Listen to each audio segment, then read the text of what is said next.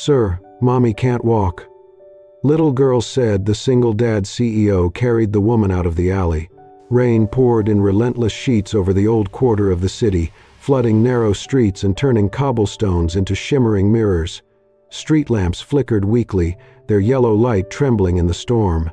Wind curled through alleyways and around crumbling brick buildings, carrying the metallic scent of wet concrete and distant thunder.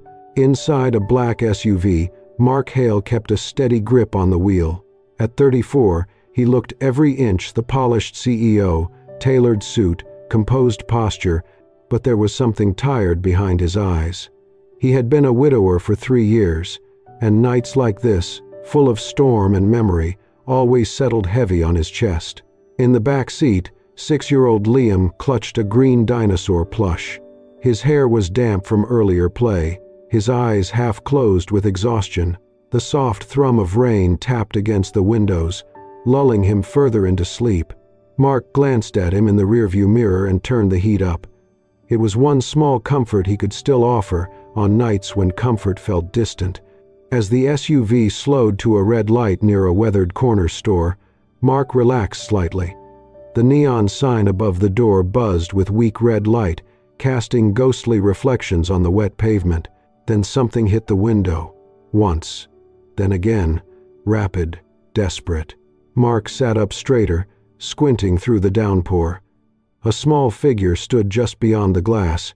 He rolled the window down halfway, letting in a blast of freezing rain. A little girl stood there, soaked to the bone. Her thin dress clung to her, her hair dripping into her eyes. She looked up at him, shivering, eyes red and wide. "Sweetheart," Mark said, startled.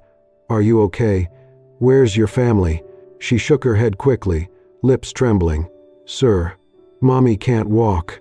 Mommy fell. Please help." The words hit him like a shock. Mark opened the door and stepped out into the storm, crouching low. "Come here. I'll take you inside." But the girl grabbed his wrist with surprising force. "No," she cried. "This way. Mommy is here." Without waiting, she turned and ran into the alley behind the store. Mark hesitated only long enough to glance at Liam, who had pressed his face to the window, eyes wide. Mark raised a calming hand. "Stay," then followed the girl into the dark.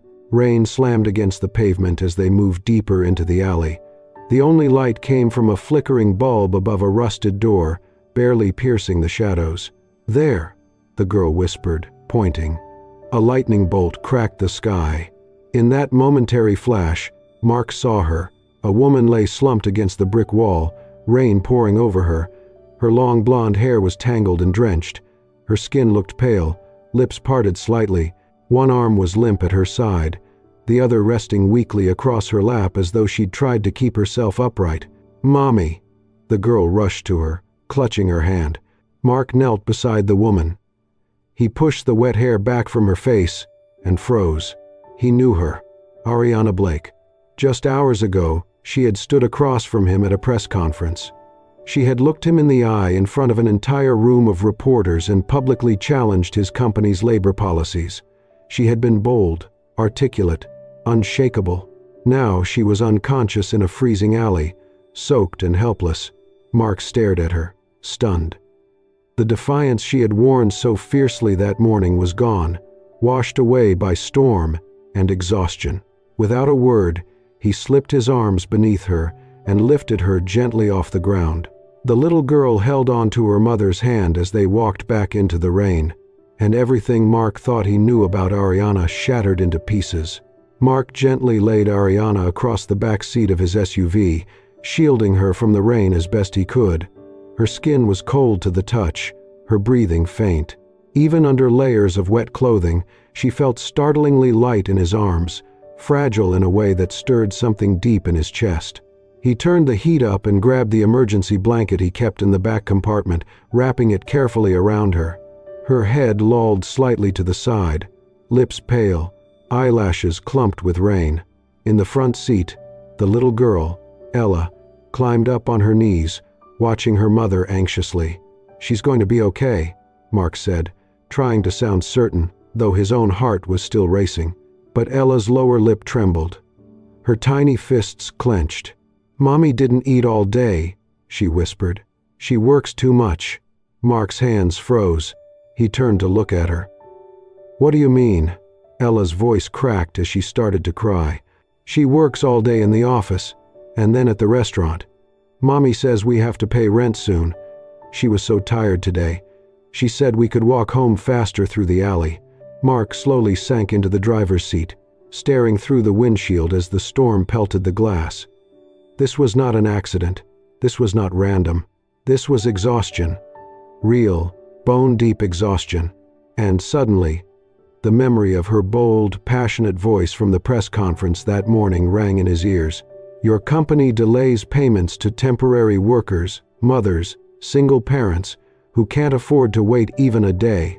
He had been irritated at the time, defensive. He had brushed it off as someone looking to score a headline. Now he realized she had not been speaking theoretically. She had been speaking from experience. Ella curled up beside her mother, resting her tiny hand over Ariana's. Mark's expression shifted, from surprise to something deeper. Respect, compassion. Just then, headlights turned into the street. The sound of an approaching siren cut through the storm. Mark stepped out and waved down the ambulance. 2 EMTs rushed over with a stretcher. Mark helped them carefully lift Ariana out. Ella held tightly onto her mother's hand until one of the paramedics gently coaxed her into the back seat with Mark. As the SUV pulled away behind the ambulance, Mark's mind raced. 20 minutes later, they arrived at the hospital. In the ER, he stayed close with Ella while the doctors stabilized Ariana. When she was finally wheeled into a quieter room, pale but conscious, Mark entered softly with Ella in his arms. Ariana blinked, her vision still foggy, and then her eyes focused on him. "You," she croaked. "The CEO?" Mark nodded, gently lowering Ella beside her mother. Ariana's brows furrowed in disbelief. Her voice was barely audible. "This doesn't make sense." Ella clung to her side, wrapping her arms tightly around her. A nurse entered with paperwork, motioning toward Mark. "Sir, we'll need a primary payment for the emergency visit." Ariana stirred. "Wait, I can pay. I have insurance. Just give me a minute." Mark didn't hesitate. He handed over his card. "No," Ariana said weakly, reaching out. "Please, I can take care of it." He turned back to her, voice low but steady. "Tonight," he said. "Helping you is more important than anything else." The room fell silent. The nurse paused, visibly moved, before quietly stepping away with the payment. Ariana stared at him, unsure what to say. Her face was still pale, her hair messy and damp, but her eyes shone with something that wasn't defeat. "You don't even know me," she whispered.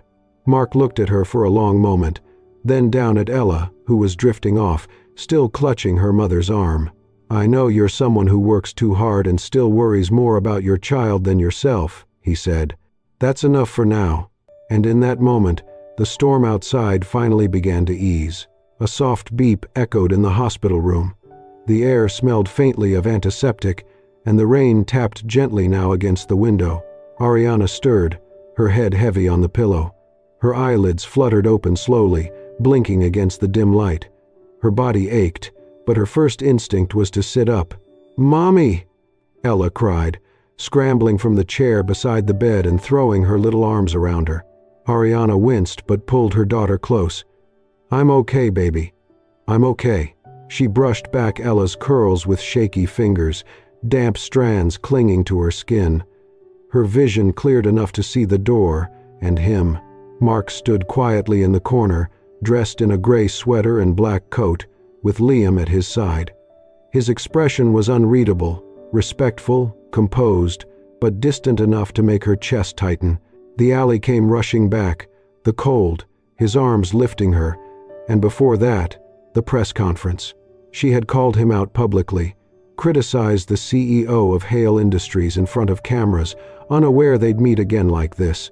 She shifted, vulnerable in a way she rarely allowed. "Thank you," she said. Mark nodded. "You're welcome." Silence stretched between them.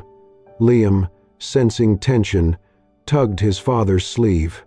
Mark glanced down, then reached into his coat pocket. "Liam wanted to give Ella something," he said, pulling out a small red toy car.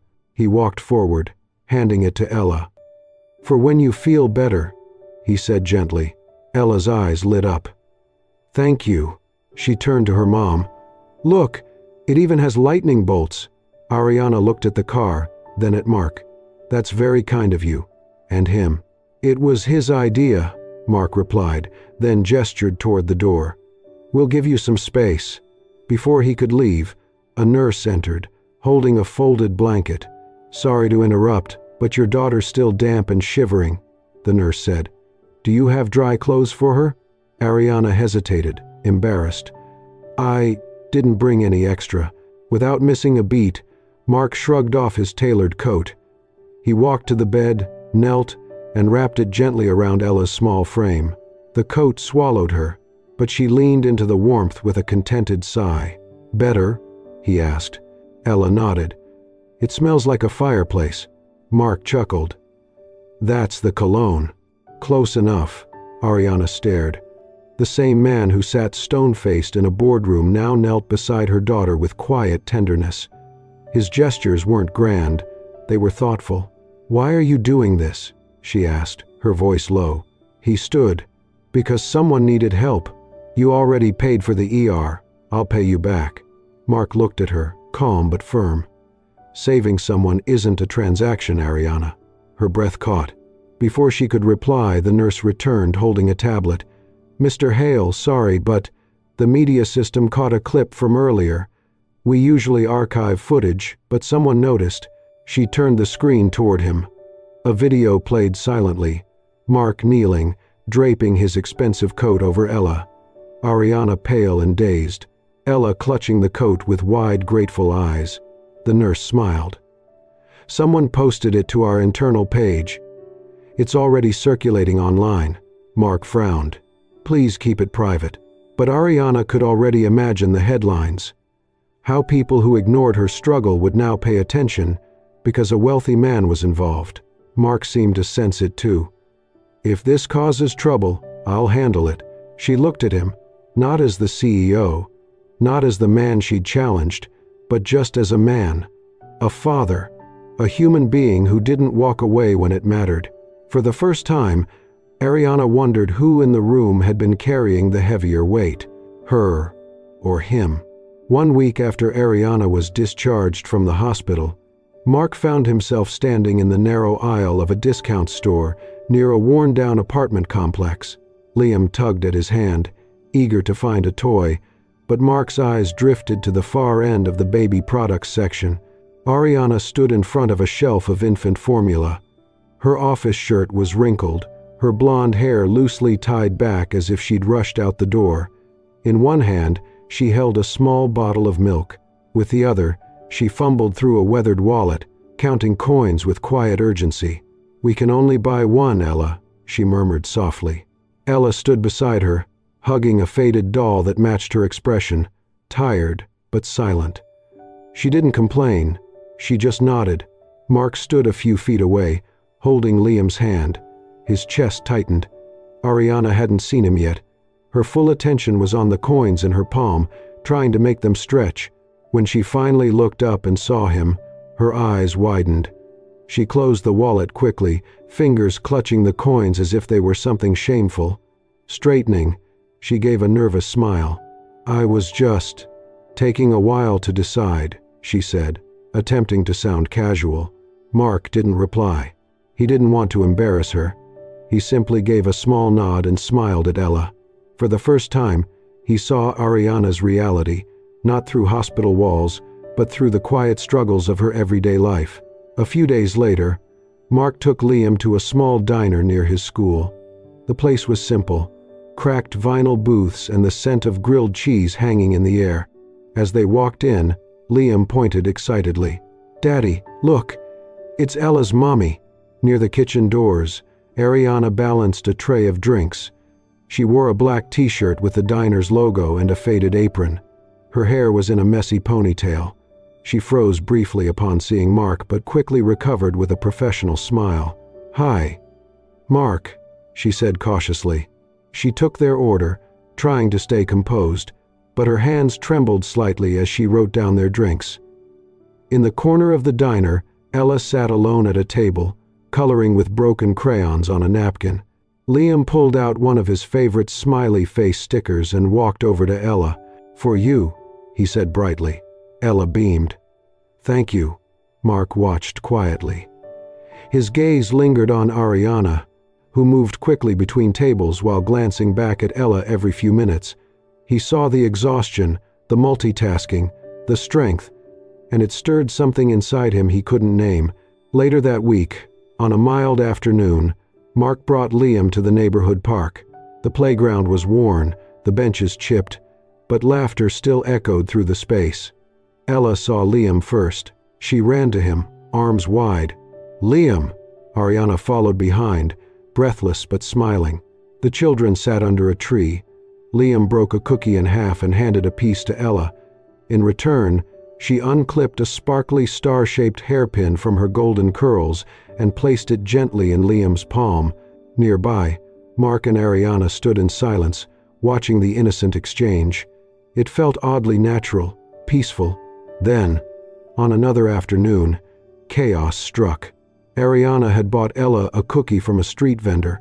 Ella rushed to show Liam, proudly holding it up, but seconds later, her face changed. She clutched her throat and began to choke. Panic flashed across Ariana's face. "Ella, baby, breathe, please." Other parents froze. No one moved. Mark dropped his coffee and ran. "Ariana, let me." He knelt behind Ella, carefully placing his hands, and performed the Heimlich. One compression, then another. A piece of cookie flew from her mouth. Ella gasped, coughed, and then wailed, flinging herself into Ariana's arms. Ariana collapsed to the ground with her daughter, trembling. Tears streamed down her cheeks uncontrollably. She looked up. Her eyes found Mark's, and something in them shifted. No fear, no guarded expression, no resentment from the past, only raw gratitude. She saw him now, not as the man she once confronted in a boardroom, not just as a CEO, but as the man who had just saved her little girl. Mark stared back, frozen by the emotion in her gaze. In that moment, something settled inside him. For the first time in years, he felt what he hadn't dared to hope for. Maybe, just maybe, he mattered again. The subtle bond forming between Mark, Ariana, and their two children did not go unnoticed for long. In the small community where Ariana lived and worked, whispers began to circulate about the single mother seen at the playground with the CEO, about how his son and her daughter were becoming inseparable, about the way he looked at her like she was someone who mattered. Some voices were kind, but others, not so much. It was only a matter of time before the gossip reached the wrong ears. One afternoon, as Mark stepped out of a meeting and walked across the parking lot toward his car, he heard a familiar voice behind him. Well, well. Mark Hale, playing knight in shining armor now. He turned to see Brent Talbot, a former executive from a partner firm, someone Mark barely tolerated during business dealings, and someone Ariana once worked under. Brent had a smirk on his face and the smug arrogance of a man who had never been told no in his life. Mark remained still. "What do you want?" Brent chuckled, crossing his arms. "Just thought you should know what people are saying. That little blonde, Ariana Blake, she's using you. First, she flamed out of the corporate world, and now what? She clings to the golden boy CEO, hoping to secure a better future with pity and a cute kid." Mark's jaw tightened. Brent went on, his voice dripping with contempt. "You think she's different, but they're all the same. Give it a few months. She'll be asking for a job, a condo, maybe even a ring." Before he could finish, Mark's fist connected with Brent's jaw. The crack of the punch echoed across the lot. Brent stumbled back, stunned, one hand at his face, the other pointing accusingly. "You're insane!" Mark didn't respond. His chest heaved, but his voice was calm. "Say one more word about her, and I won't stop at one." Brent spat on the ground, wiping blood from his mouth, then turned and stormed off. What neither man realized was that Ariana had seen the entire thing. She had been on her way to meet a friend across the street and caught sight of Mark just before the confrontation happened. She stood frozen on the sidewalk, her heart pounding, her breath shallow. He had defended her, but what lingered more deeply than the violence was the guilt, the heaviness. That night, she waited for Liam and Ella to fall asleep in the corner of her modest apartment before texting Mark to meet her downstairs. He arrived minutes later, the look on his face unreadable. "I saw what happened," she said quietly. Mark looked away. He crossed a line. Ariana stepped forward. Her eyes were wide, vulnerable. "I did not ask you to fight for me. I know." She hesitated, then added, "Mark, I do not want to be a burden to you." His head snapped toward her. "Ariana," he said, his voice firm but gentle, "needing help does not make you a burden." She opened her mouth to argue, but he stepped closer. "You are raising a child on your own. You are working 2 jobs. You are doing everything you can to survive, and you still smile. You still try, every single day. That does not make you weak. That makes you strong. Stronger than most people I know." Tears welled in her eyes, but she blinked them back. "I've spent years trying not to need anyone," she whispered. "I spent years thinking no one would ever need me again," he replied softly. They stood there, under the street lamp, in a silence that was not awkward but honest, raw with the weight of the past and the ache of everything unspoken. And for the first time, Ariana did not feel like she was falling. She felt held. The change was quiet, but sharp, like a door that closes softly but locks firmly. It began after a Sunday brunch at Mark's family estate. His mother, Evelyn Hale, had invited him and Liam for their usual catch-up, but when Mark brought up Ariana and Ella, his voice carrying a warmth Evelyn hadn't seen in years, her expression tightened. "You're letting yourself get too involved," she said, her tone carefully neutral, but her eyes hard. Mark, taken aback, sipped his coffee. "What does that mean?" "You know exactly what it means," Evelyn replied, setting down her porcelain cup with a faint clink. "She's a single mother. She's struggling. And Mark, you're vulnerable to that. Still healing." He leaned back slightly, jaw tightening. "This has nothing to do with healing. It's about who she is, or who she says she is." Evelyn cut in gently, but firmly. "You don't know her past. You know her story, but you don't know her. She's not trying to use me, Mom." "No?" she asked, folding her hands, "because from the outside, it looks exactly like that. A CEO, a young widow, and a woman with nothing to lose. It may not be calculated, Mark, but it is convenient." Mark stood up without a word. He had faced investors and boardrooms, but the ache of disbelief in his own mother's voice stung more than any corporate betrayal. Within a few days, Ariana sensed something was wrong. At first, it was just a change in tone from others, whispers at Ella's daycare, strangers staring too long, a neighbor mentioning Mark's name with a tone that made her heart drop. But then, one evening, Evelyn herself appeared at the cafe where Ariana worked her evening shift. She came alone, dressed in elegance that didn't belong in a neighborhood like this. Ariana blinked in surprise when she saw her, towel in hand. "Mrs. Hale? I thought it was time we talked." Ariana led her to an empty table. The conversation was short. Evelyn did not insult her. She did not raise her voice. What she did was far worse, speak with polite precision that left no room for argument. "You're a strong woman," she said, "and I admire that. But my son has been through enough. He lost someone he loved. He has a child who is just now smiling again, and I cannot allow his world to be shaken by a relationship that, quite frankly, has too many unknowns." Ariana's throat tightened. "I'm not trying to hurt him," she said quietly. Evelyn gave a small, sad smile. "Then do what is best. Step back. Let him move on peacefully." That night, Ariana sat awake next to Ella, watching her sleep. She thought of the way Liam laughed when he saw Ella at the park. She thought of Mark's hand brushing hers on a cold morning. She thought of the way he looked at her like she was someone who deserved to be chosen, not pitied. And then she did the hardest thing.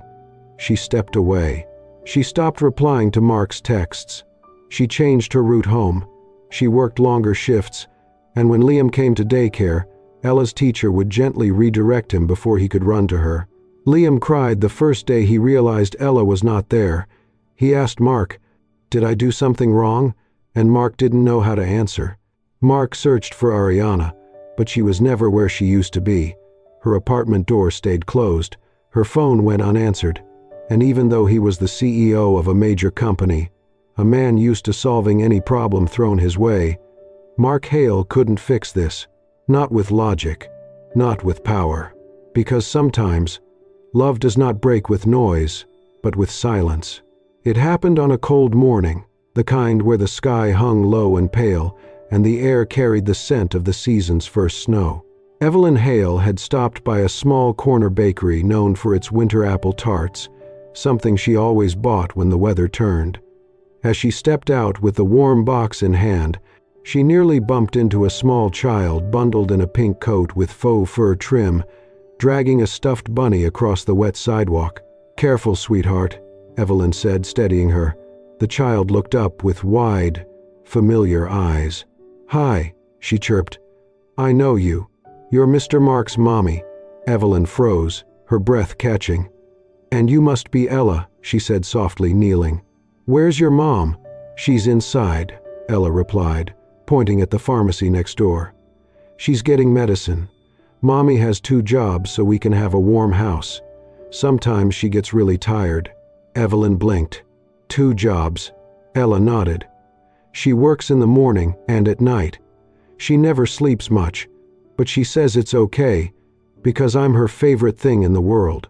Those words landed heavier than anything Evelyn had expected. She glanced toward the glass window of the pharmacy, where Ariana stood at the counter. Even through the glare, she looked utterly drained. Shoulders sagged beneath a thin coat, her blonde hair pinned back hastily. Then Ella added, "Mommy says Mr. Mark is a good man, but she doesn't want to bother him because he's already helping lots of people." Evelyn's heart twisted. She looked at Ella, then at Ariana again, this time truly seeing her. Ariana hadn't asked for help, hadn't expected pity.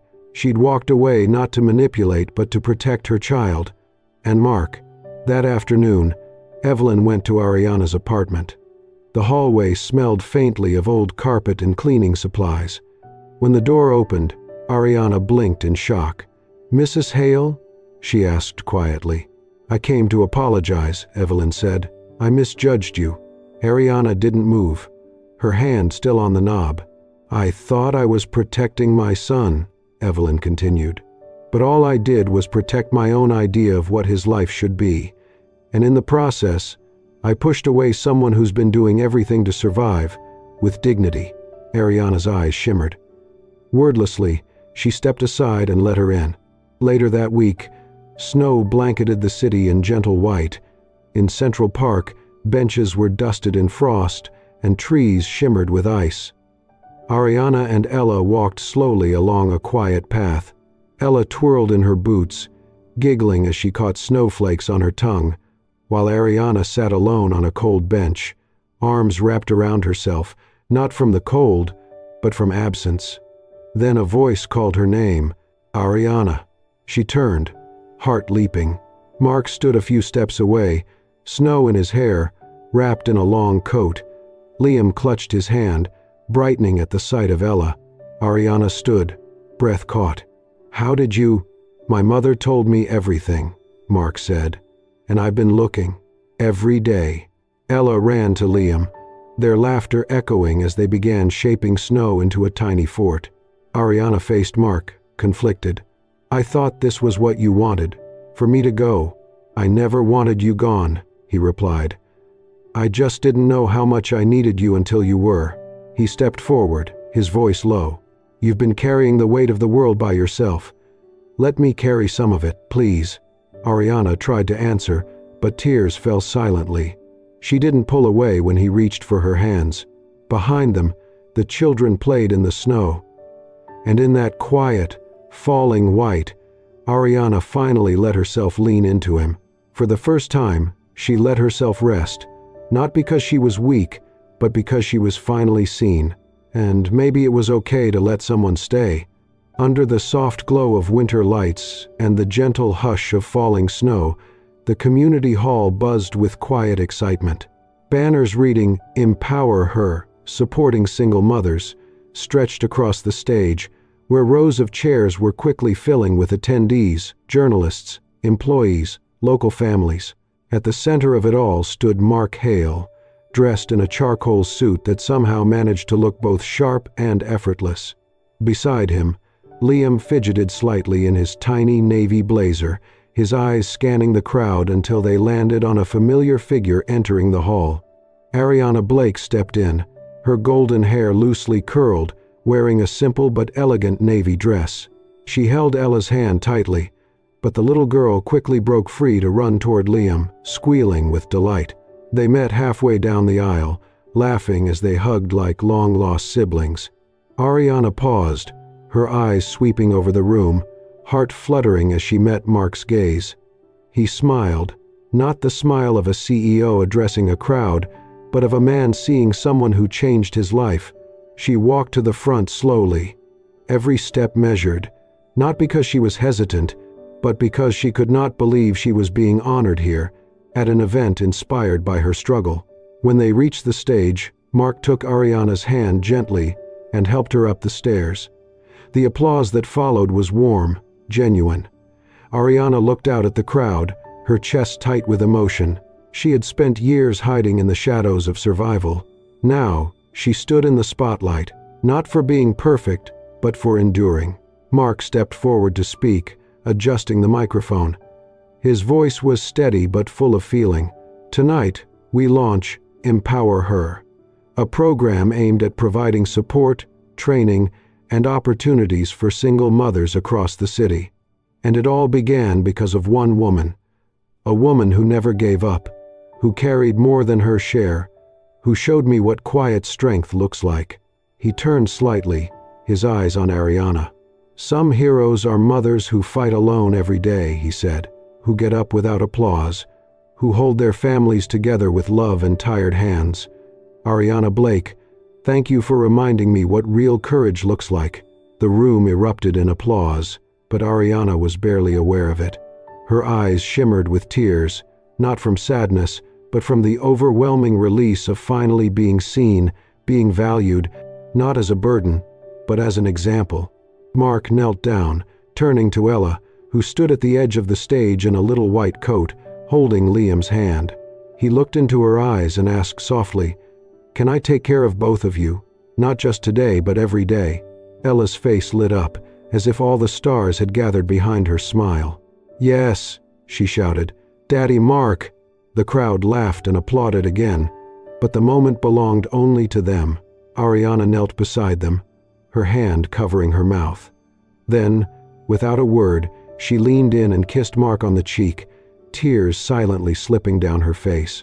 Her nod was small, but filled with every unspoken yes she had ever carried.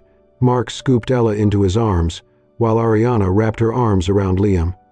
The four of them stood together as the first snow of the night began to fall outside the glass windows. No longer two broken families, just one whole, imperfect, beautiful one. And in that quiet snowfall, with laughter echoing and hearts finally at rest, a new beginning was written. A beginning no longer born from rescue or desperation, but from choice, from love. If this story touched your heart, don't forget to hit that hype button